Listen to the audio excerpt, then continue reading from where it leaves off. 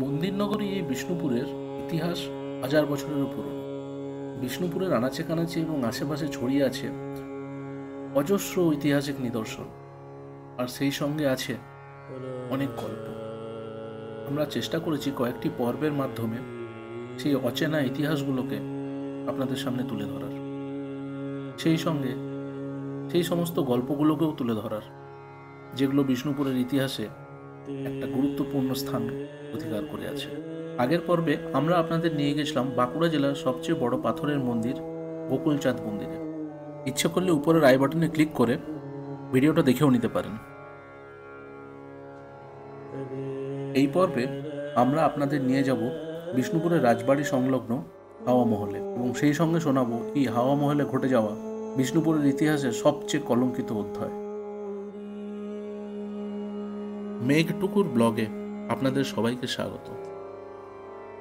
মা মৃন্ময়ী মন্দিরের বাঁ পাশে অবস্থিত এই রানীমহল, আজ তার আর প্রায় কিছুই অবশিষ্ট নেই। কালের গর্ভে সবই বিলীন হয়ে গেছে। রয়ে গেছে একটা পাঁচিল, কিছু মিনার এবং অল্প কিছু ছড়িয়ে ছিটিয়ে থাকা রানীমহলের অংশবিশেষ। এই মিনারগুলোর কোনো একটাতেই ঘটে গেছিল বিষ্ণুপুরের বুকে ঘটে যাওয়া সবচেয়ে বড় মর্মান্তিক ঘটনা। রঘুনাথ মল্লদেব, যিনি রঘুনাথ সিংহদেব নামেও পরিচিত ছিলেন, মল্ল রাজবংশের 50তম রাজা ছিলেন তিনি। আনুমানিক 1626 থেকে 1656 সাল পর্যন্ত তিনি বিষ্ণুপুর শাসন করেছিলেন। তার আমলেই ঘটে যায় বিষ্ণুপুরের ইতিহাসের সবচেয়ে কলঙ্কময় অধ্যায়, যার সাথে এই রানীমহল ওতপ্রোতভাবে জড়িত। এই রঘুনাথ সিংহদেবের আমলেই বিষ্ণুপুর সামরিক শক্তির দিক থেকে একটা অন্যতম প্রধান শক্তি হিসাবে আত্মপ্রকাশ করেছিল। ঠিক এই সময়তেই চেতবরদার রাজা শোভা সিংহ দুর্ধর্ষ পাঠান সেনাপতি রহিম খানের সহযোগিতায় বিষ্ণুপুরকে আক্রমণ করে বসেন। কিন্তু মহারাজ রঘুনাথ সিংহদেবের রণনিপুণতায় শোভা সিংহ এবং রহিম খানের যৌথ সেনাবাহিনীকে বিষ্ণুপুরের সেনাবাহিনী পরাজিত করে এবং চেতবরদা রাজ্যকে একদম ধ্বংসস্তূপে পরিণত করে। চেতবরদা রাজ্যকে ধ্বংসস্তূপে পরিণত করার পর রাজা সৈন্যরা রহিম খানের শিবিরও লুট করেন এবং রাজাকে উপহার দিয়ে সন্তুষ্ট করার জন্য সৈন্যরা সঙ্গে নিয়ে আসেন রহিম খানের সঙ্গীত নিপুণা রূপসী বেগম লালবাইকেও। সরল মনের উদারচেতা রাজা লালবাইকে আশ্রয় দেন লালগড় নামক এক জায়গায়। এটা বিষ্ণুপুর থেকে অদূরেই অবস্থিত, যেখানে এখন তৈরি হয়েছে লালগড় ইকো পার্ক। পরে তার জন্য তৈরি হয় নতুন মহল প্রাসাদ। আর যেদিন রাজা লালবাইকে আশ্রয় দেন লালগড়ে, সেদিনেই বিষ্ণুপুরের বুকে রোপিত হয়ে যায় এক সর্বনাশের বিষবৃক্ষ। সঙ্গীতপ্রেমী রাজা মাঝে মাঝেই যেতেন লালবাই নতুন মহলের বাসভবনে গান শোনার জন্য, এবং ক্রমশই লালবাইয়ের রূপ এবং তার মন মাতানো সঙ্গীত রাজাকে গ্রাস করে ফেলে। ক্রমশ এই সরল প্রাণ উদারচেতা রাজা রঘুনাথ সিংহদেব পরিণত হন এক দুশ্চরিত্রা নারীর যন্ত্রপুত্তলিকায়, আর বিষ্ণুপুরের আকাশে ঘনিয়ে আসে বিপদের ঘন কালো। এই সময়তেই রাজা খনন করান বিষ্ণুপুরের পূর্ব প্রান্তে এক সুবিশাল দিঘি, এবং বলাই বাহুল্য লালবাইয়ের নাম অনুসারেই এই দিঘির নাম রাখা হয় লালবাঁধ। এই লালবাঁধটা ঠিক সেই জায়গায় অবস্থিত যেখানে লালবাইকে প্রথমে আনার পর রাখা হয়েছিল। সেই জায়গার নাম সেই সময় অন্য কিছু থাকলেও পরবর্তীকালে লালবাইয়ের নাম অনুসরণ করেই অনুমান করা হয় সেই জায়গার নাম রাখা হয় লালগড়। লালবাইয়ের উদ্দেশ্যই ছিল বিষ্ণুপুরের সিংহাসন দখল করা।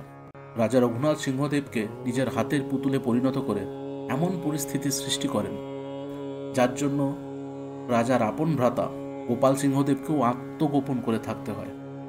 এরই মধ্যে লালবাইয়ের গর্ভ থেকে এক পুত্র সন্তানের জন্ম হয়, আর লালবাইয়ের ইচ্ছে হয় হিন্দুদের সন্ততি হলে যেমন অন্নপ্রাশন হয়, তেমনি তার সন্তানেরও অন্নপ্রাশন সে করবে।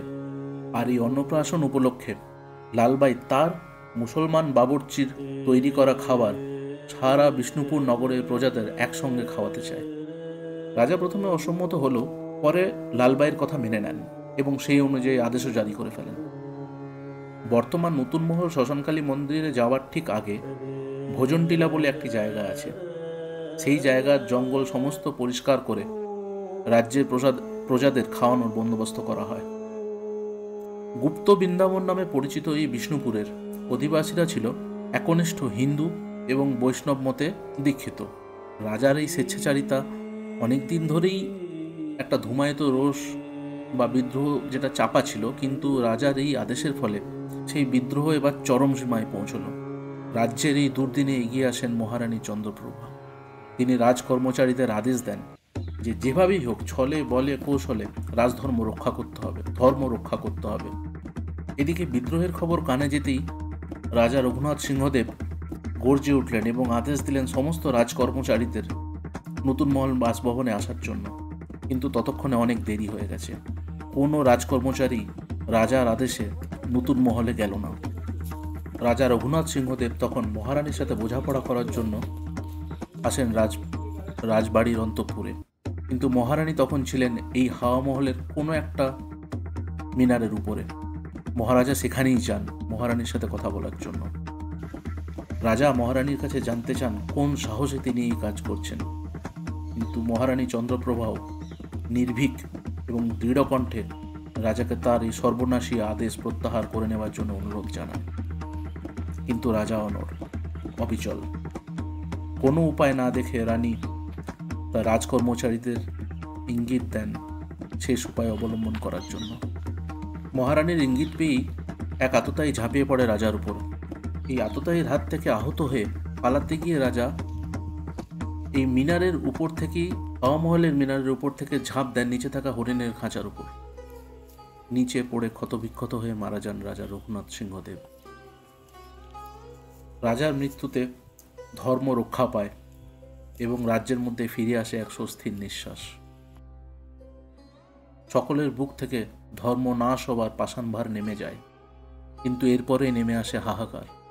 সকলের অনুনয় অনুরোধ উপেক্ষা করে মহারানী চন্দ্রপ্রভা ঝাঁপ দেন স্বামীর জ্বলন্ত চিতায়। অতিঘাতিনী সতীরূপে ছড়িয়ে পড়ে তার খ্যাতি সর্বত্র। সারা বিষ্ণুপুর উত্তাল। প্রবল এবং প্রচণ্ড শোকে বিষ্ণুপুরের প্রজারা হয়ে ওঠেন পাগলের মতো। সব অনর্থের মূলেই এই লালবাই। প্রচণ্ড ক্রোধে বিষ্ণুপুরের প্রজারা ছুটে যায় নতুন মহলের উদ্দেশ্যে। ভেঙে গুঁড়িয়ে দেওয়া হয় নতুন মহল, যার আজকে আর কিছুই অবশিষ্ট নেই, কিছু ভাঙা ইটের টুকরো ছাড়া। আর লালবাইকে এই নতুন মহল সংলগ্ন জলাধারেই ডুবিয়ে হত্যা করা হয়। লালবাইয়ের মৃত্যুর সাথেই শেষ হয় বিষ্ণুপুর ইতিহাসের এক কলঙ্কিত অধ্যায়। বিষ্ণুপুরের ইতিহাসের এই সমস্ত তথ্যই নেওয়া শ্রী ফকির নারায়ণ কর্মকার রচিত বিষ্ণুপুরের অমর কাহিনী বইটি থেকে। এই ঘটনার অনেক বছর পর 1898 সালে এই নতুন মহল সংলগ্ন জলাশয়টি পরিষ্কার করে তাকে ব্যবহার উপযুক্ত করে তোলার চেষ্টা করা হয়, করে তোলাও হয়। যখন এটি সংস্কার করা হয়, এই সময় ওখান থেকে লালবাইয়ের কঙ্কাল, কিছু অলংকার এবং আরও অনেক কিছু সামগ্রী উদ্ধার করা হয়। বিষ্ণুপুর বেড়াতে আসলে সময় পেলে অবশ্যই একবার চেষ্টা করবেন এই হাওয়া মহলটি ঘুরে যাওয়ার। যেভাবে হয়তো দেখার কিছু নেই, আছে শুধু ইতিহাস। তবে এই হাওয়া মহলের গুরুত্ব বিষ্ণুপুরবাসীর কাছে অপরিসীম।